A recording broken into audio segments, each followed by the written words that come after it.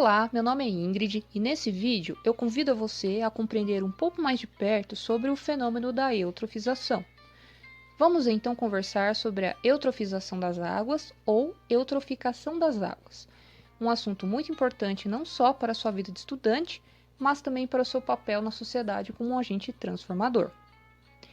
Você já parou para pensar, afinal, o que significa esse termo eutrofização ou eutroficação? O que é eutroficar? A origem da palavra vem do grego, onde trófos quer dizer alimento, aqui mais no sentido de nutrientes, eu quer dizer verdadeiro, aqui no sentido mais considerável. Ou seja, quando se tem um aumento considerável de nutrientes na água, nós temos o fenômeno da eutroficação ou eutrofização. Você deve estar se perguntando, mas nutrientes não é uma coisa boa? Quando falamos de nutrientes, geralmente associamos como algo bom, saudável e que faz bem. Porém, é bom em quantidades moderadas. No caso da eutrofização, se trata do excesso de nutrientes, que por sua vez trará o excesso de micro-organismos, que vai gerar um desequilíbrio de todo o ecossistema onde esse excesso ocorre. Mas por que esse fenômeno de eutrofização acontece? Qual o causador? Certo, vamos por parte. Eutrofização está associada à poluição dos corpos da água com o derramamento de esgoto, principalmente dejetos orgânicos que, quando decompostos, viram nutrientes, e também os fertilizantes. Isso mesmo. Percebem que não é apenas o agrotóxico que gera impactos ambientais? O adubo químico pode ser muito nocivo também. Geralmente, o adubo químico que é muito utilizado nas lavouras é o NPK, nitrato, fosfato e potássio. Esses componentes, quando em excesso na água, podem causar a eutrofização. Imagine só uma lavoura com muito adubo que de repente dá uma chuva forte e esse adubo lixivia todo para um corpo d'água. A gente vai ter o fenômeno da eutrofização, causando aí a morte de milhares de organismos dentro daquele ambiente aquático. Ok, entendido o que é eutrofização, mas como que ele ocorre? A eutrofização irá gerar uma sequência em cadeia. Já ouviu falar do efeito dominó? Pois então, essa sequência de processos podemos dividir aí em algumas etapas. A primeira etapa, como já comentamos, é o excesso de matéria orgânica ou fertilizantes entrando no corpo da água, seja através de esgoto ou qualquer outro meio. Com isso, acarretará a proliferação do fitoplâncton, que são formados por algas microscópicas e cianobactérias. E essa proliferação intensa levará ao bloqueio da passagem de luz. Muita calma nessa hora. Antes de irmos para a próxima etapa, vamos a algumas observações aí primeiro. Por que haverá proliferação, ou seja, o aumento de cianobactérias? Qual que é a relação dela com a poluição por esgotos e fertilizantes? As cianobactérias, seres autotróficos e fotossintetizantes, são uma das maiores fixadoras de nitrogênio na forma de íons nitrato. Lembra do NPK? Pois é, elas adoram esses nutrientes e, tendo isso em excesso, levará a uma explosão dessas populações de cianobactérias. Esse fenômeno chamamos de floração. O que quer dizer floração? Aqui no caso das cianobactérias, é mais no sentido de aparecimento, se torna mais evidente ali a sua presença, ok? Portanto, essa floração que naturalmente fica em maior quantidade na parte superior da água, por conta ali da disponibilidade de luz, forma como se fosse uma cortina de fitoplâncton na parte superior ali da água, bloqueando então a entrada de luz para o interior do corpo d'água. Esse seria então o processo da etapa 2. Certo, e aí? Aí vem o momento 3, que é a morte das algas. Não das cianobactérias que acabamos de falar, mas das algas que vivem no nível mais abaixo da água e que necessitam de luz para fazer a fotossíntese e sobreviver. À medida que há morte de algas, tem que ter alguém ali para decompor aquela matéria orgânica, certo? Então, na sequência, vai haver a proliferação de bactérias decompositoras aeróbicas. E o que isso quer dizer? As bactérias que se proliferam de imediato são as aeróbicas, ou seja, aquelas que consomem gás oxigênio. Imagine só uma proliferação intensa de bactérias aeróbicas, consumindo e esgotando todo o oxigênio ali diluído na água. E com isso aumentando a demanda bioquímica de oxigênio para sobreviver. a chamada DBO. Chegamos então na etapa 5, que é a redução de oxigênio dissolvido na água. Eu sei, você pode até estar se perguntando e até pensar, mas se tem excesso de cianobactérias, que são seres fotossintetizantes, não vai repor todo esse oxigênio consumido? A resposta é não, pois eles liberam oxigênio na atmosfera, tá? E não na água.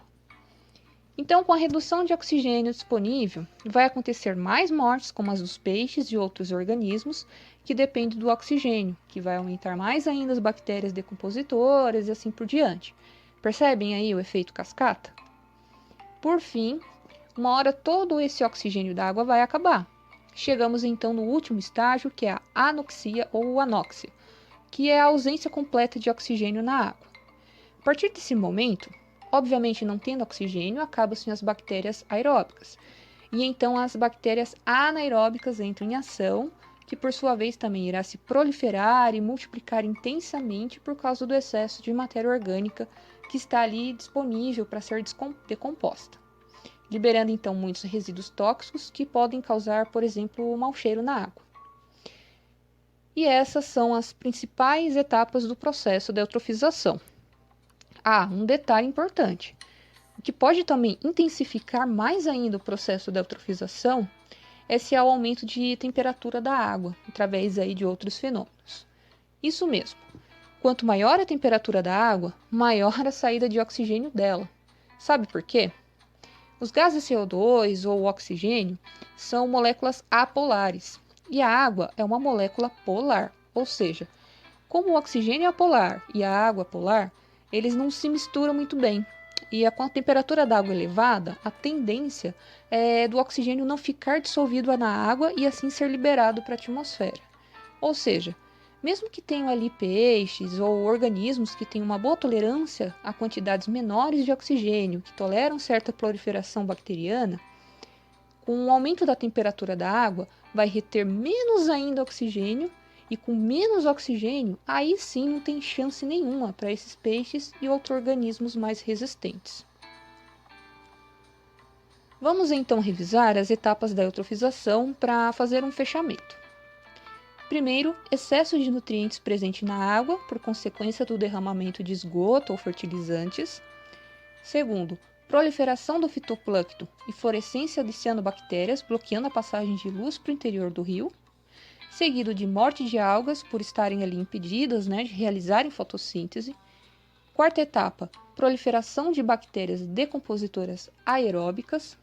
Depois, redução de oxigênio, seguido de morte de peixes e outros organismos. Consequentemente, anoxia, que é a ausência de oxigênio na água, e aumento de bactérias anaeróbicas. E, por fim, morte do rio. Não necessariamente precisa acontecer todas essas etapas aqui detalhadas. De repente, se há entrada de muito esgoto ali de imediato, não chega nem a ter a fluorescência das algas. Já vai, por exemplo, direto para a proliferação de bactérias, por conta ali do excesso de esgoto na água, tá ok? Importante falar que as consequências de um rio, lagoa ou qualquer outro corpo d'água eutrofizado traz muitas perdas, além da morte da biodiversidade ali presente, como, por exemplo, liberação de gases com odores desagradáveis. Com as toxinas ali presentes e liberadas pelas cianobactérias, por exemplo, pode afetar a saúde humana, causando até mesmo a morte se for ingerida ou tiver algum contato com aquela água contaminada. Com isso, poderá reduzir a pesca local ou mesmo a navegação e transporte naquela área. Dentre ali outras várias consequências nada vantajosas, seja direta ou indiretamente. Mas, e aí? Tem como reverter a eutrofização, despoluir aquela água contaminada? É possível? Existem medidas mitigatórias, ou seja, como então reverter a eutrofização. Primeiramente, óbvio, é cessar a fonte poluidora. Pode-se utilizar de plantas macrófitas, que são plantas aquáticas, para limpar ali o excesso de impurezas, porque as macrófitas têm a capacidade de absorver grandes quantidades de substâncias tóxicas e o excesso de nutrientes através de suas raízes. Depois, executar a oxigenação da água através do arejamento artificial, que é ali a instalação de alguma bomba ou aspersor que movimente a água, por exemplo. E, por fim, a reintrodução de espécies naquele ambiente recuperado.